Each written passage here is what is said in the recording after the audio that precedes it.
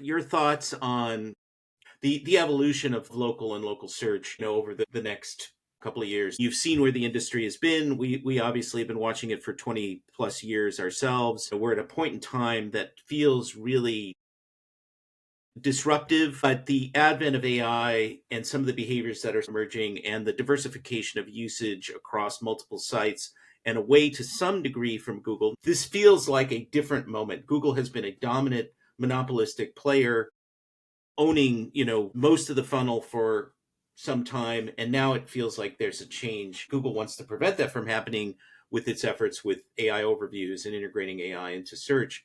But tell us your thoughts on that and where you see this market evolving over the next, handful of years, and how people should be responding to that. What do you think? Yeah, no, I feel the shift as well.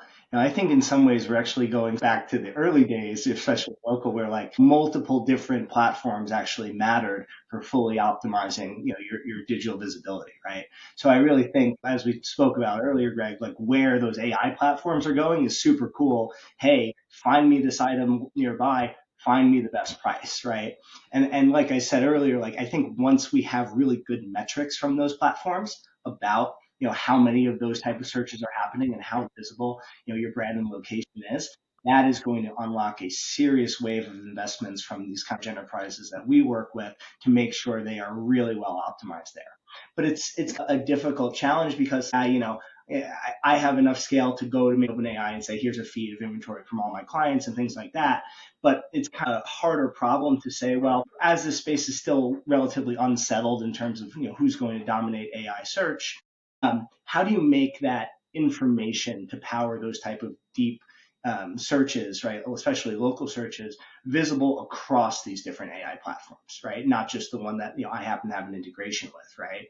And I think the answer there goes back to like your information architecture on your local websites and crawlability. Right? And making sure that you're putting your deep local content online in a way that is accessible to these AI searches and agents, and then can be used by a plurality of different players. Do you use schema in that context for product reviews and products themselves? And so schema is a big player in this. Is a big player for sure. Yeah.